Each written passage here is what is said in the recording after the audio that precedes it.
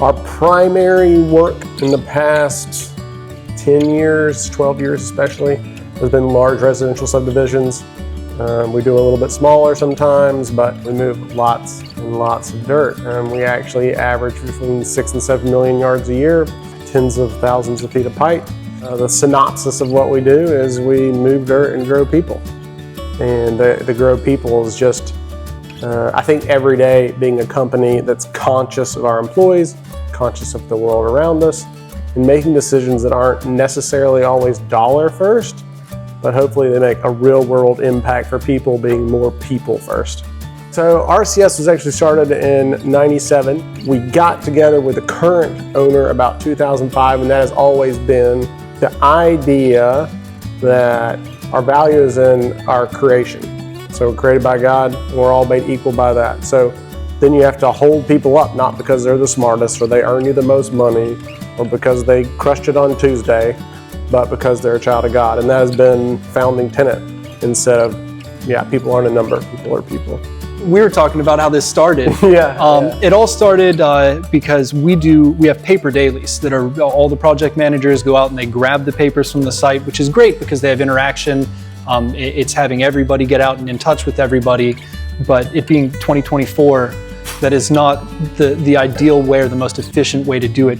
You started asking me, like, how could we digitize paperwork? Yeah. And I started looking into a bunch of different solutions for us. And then we actually brought up smart construction. Of the suite, field and office were the two that we thought would be the most beneficial because it did kind of feed into our goal of getting rid of paper dailies and then some. And they let us do a pilot for a little while to see how we liked it.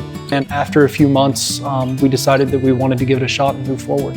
We kind of started with a smaller goal of getting rid of paper dailies. And then it took over the time clock function. We had one app for time clock, we have one app for messaging, we have one app for all these different things. And we started to see how smart construction could start to consolidate all of this into one place. Like something that's really simple, that's really helpful, is the little Bluetooth signal in the machine that'll pick up if a guy's in there. With our old time clock stuff especially, like guys just would come back from lunch and not clock in. Then they would clock in the next morning, but then they would think they clocked out, and then you've got someone's been there for 24 hours, which isn't reality. And so we would get to every Monday morning when we start prepping payroll, and it was a lot of phone calls. But all of that would roll up from the 100-some people that are out in the field, and then it would hit our small accounting department over here. Now the process is people clock in and out on the app, potentially the same mistakes are still made. But then the next level is the supervisor, who knows what's going on site, and he's able to look at and modify the time. I mean, if you look at it, the end result is you need people to be paid correctly, and you need your accounting department to have a reduction in the amount of work that they're doing while still maintaining the accuracy. Having a good partner in our Komatsu relationship, honestly, Linder has been good to work with. Oh my gosh, yeah, unbelievable. The guy who I run with, Peter Park, he's